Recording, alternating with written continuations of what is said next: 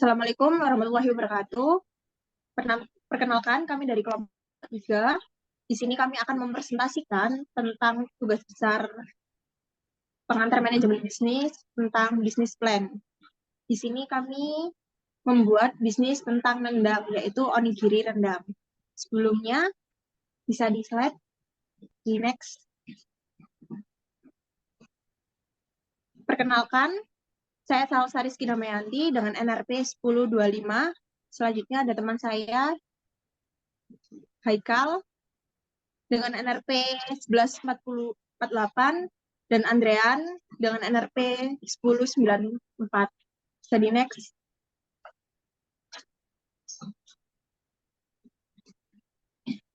Untuk yang pertama itu ada executive summary. Rendang, onigiri rendang merupakan inovasi kuliner yang menggabungkan konsep onigiri Jepang dengan cita rasa rendang Indonesia yang menawarkan pilihan makanan beku yang unik dan praktis. Produk ini menyajikan solusi lezat dan nyaman bagi konsumen yang menginginkan pengalaman kuliner Jepang dan Indonesia dalam satu kemasan siap saji. Keunikan dalam produk ini terletak pada kombinasi cita rasa antara Jepang dan Indonesia, menjadi poin penjualan yang utama yang membedakan rendang onigiri rendang dari produk beku lainnya. Strategi pemasaran melibatkan penargetan konsumen yang memiliki minat terhadap pengalaman kuliner beragam melalui platform online dengan tujuan kepuasan konsumen dan mengeksplorasi peluang eksplanasi. Bisa di next. Selanjutnya.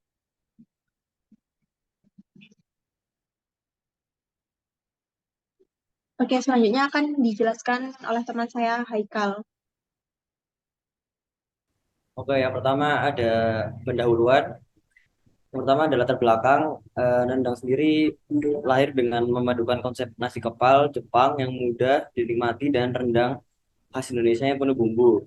Lalu produk ini juga merupakan upaya untuk mempertimbangkan tidak hanya kombinasi bahan, tapi juga keragaman budaya. Lalu yang kedua ada rumusan masalah, yaitu yang pertama adalah bagaimana cara membuat makanan dengan menggunakan cita rasa makanan asli Indonesia dan makanan luar negeri. Lalu yang kedua ada bagaimana proses pembuatan onigiri rendang frozen yang dapat mempertahankan kualitas rasa dan tekstur saat dimakan kembali.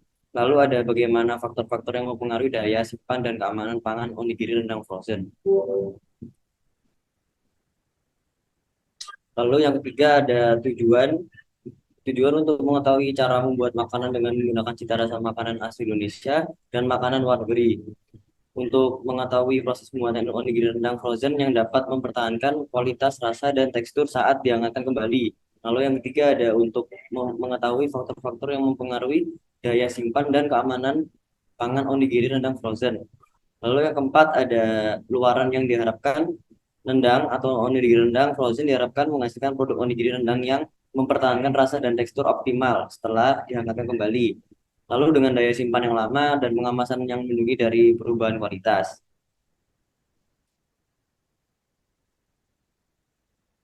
Lalu yang kedua ada gambaran umum rencana usaha. Yang pertama ada overview perusahaan rendang atau onigiri rendang, perusahaan yang mengkhususkan diri dalam memproduksi dan menyajikan berbagai produk makanan beku dengan fokus pada varian onigiri berisi rendang. Produk ini awalnya berfokus pada pasar mahasiswa untuk mencari makanan yang simpel akan tetapi mengenyangkan. Lalu yang kedua ada visi perusahaan, yaitu rendang atau onigiri rendang juga frozen menjadi pemimpin dalam industri makanan beku dengan inovasi terdepan dalam pengembangan produk onigiri rendang frozen. Yang ketiga ada misi perusahaan mengembangkan onigiri rendang frozen dengan rasa tekstur dan nilai gizi unggul melalui terus-menerus inovasi resep dan teknologi. Selanjutnya dibaca oleh teman saya yaitu Andre. Baik, selanjutnya yaitu dari bab 2 gambaran umum rencana usaha yaitu struktur perusahaan. Struktur organisasi rendang, onigiri rendang masih sangat sederhana karena belum merupakan bisnis yang besar. Rencananya personil bisnis rendang, onigiri rendang akan terdiri dari CEO yang merangkap menjadi CVO, kemudian ada CMO dan CTO. Berikut adalah gambar struktur organisasi rendang atau onigiri rendang. yaitu CEO dan CPO akan a- di eh, diberikan kepada Andrian, terus ada CMO oleh Salsa dan CTO oleh Muhammad Haikal. Selanjutnya,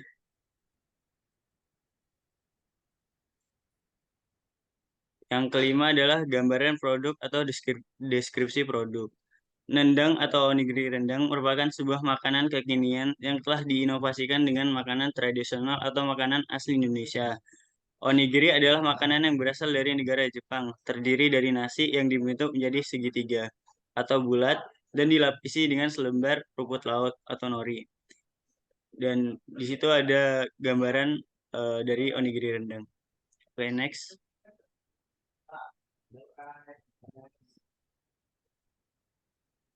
Selanjutnya akan dijelaskan oleh teman saya, Salsa. Oke, berikut yaitu adanya berikut yaitu harga dan produk atau keuntungan dan keunggulan produk. Harga dari produk rendang atau onigiri rendang yang akan dikembangkan adalah sebesar 20.000 per porsi. Adapun rincian perhitungan sebagai berikut. Yang pertama yaitu ada biaya tetap, barang, itu ada kompor sebesar 220.000, gas 18.000, alat masak sebesar 100.000, jadi totalnya 338.000. Dan biaya variabel dengan bahan pembuatan onigiri 120.000, bahan pembuatan rendang 150.000, packing sebesar 50.000 dengan total 320.000. Bisa di next.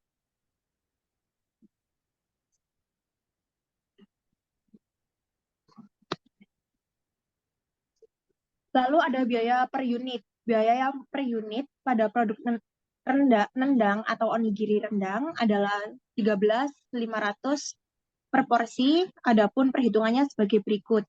Biaya tetap plus biaya variabel dibagi total unit sama dengan biaya per unit. Jadi totalnya di sini yaitu adalah 338.000 ditambah 320.000 dibagi 50.000 menjadi totalnya 13.160.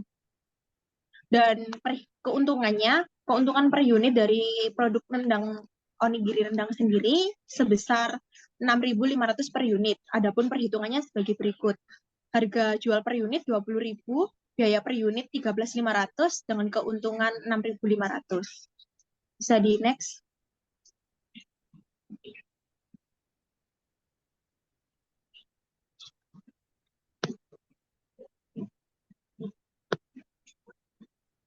Lalu ada produk. Yang pertama itu ada keunggulan produk. Selain memiliki harga yang ekonomis, produk rendang juga memiliki beberapa keunggulan. Keunggulan tersebut memiliki sebagai pilihan yang unik dan lezat dan menyatukan cita rasa Jepang dan Indonesia dalam satu sajian praktis. Yang kedua yaitu analisis kompetitor. Produk rendang, onigiri rendang merupakan sebuah produk yang telah berinovasi dan masih dalam proses berkembang. Oleh karena itu, masih belum ada kompetitor yang memiliki produk serupa seperti produk rendang, onigiri rendang. Bisa di next.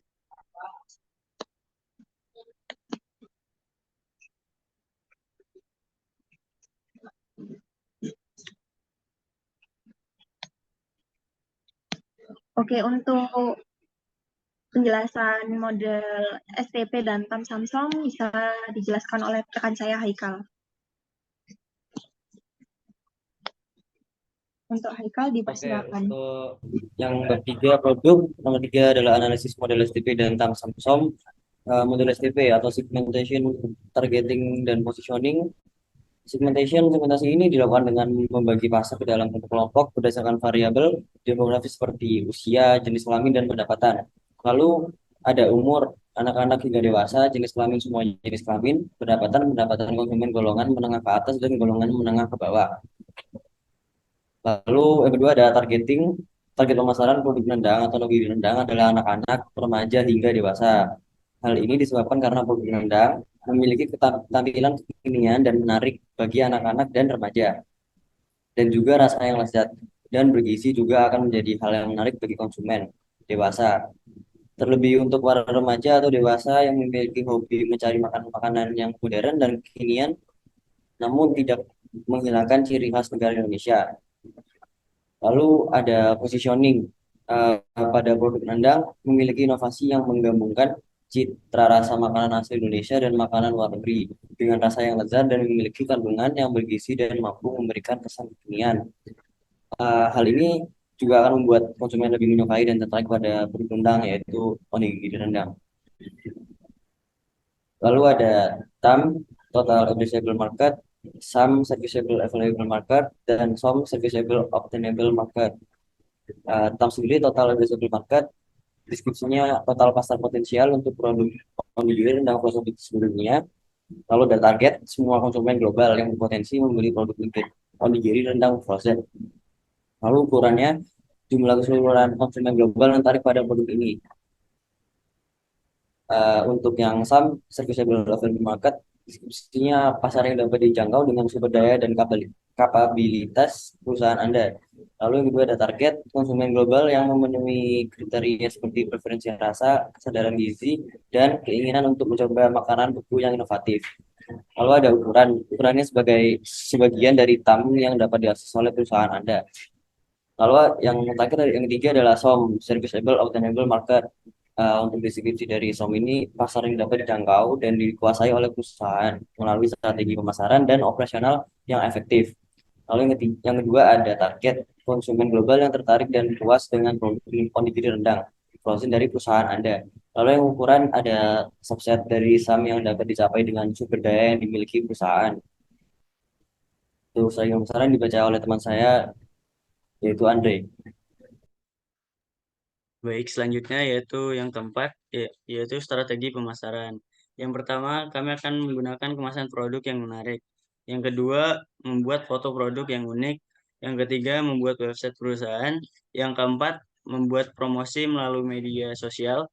Yang kelima, bekerja sama dengan penyedia layanan pesan antar. Oke, bisa di next. Selanjutnya yaitu bisnis model kanvas atau BMC. Oke, selanjutnya yaitu yang keenam, proyeksi keuangan untuk 12 bulan. Jadi yang pertama ada bulan Januari, kategori 1 yaitu total revenue-nya 1 juta.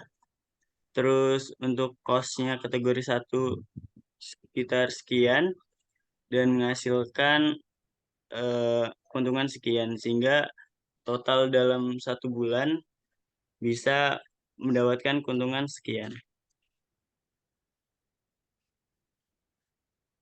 Oke, bisa di next.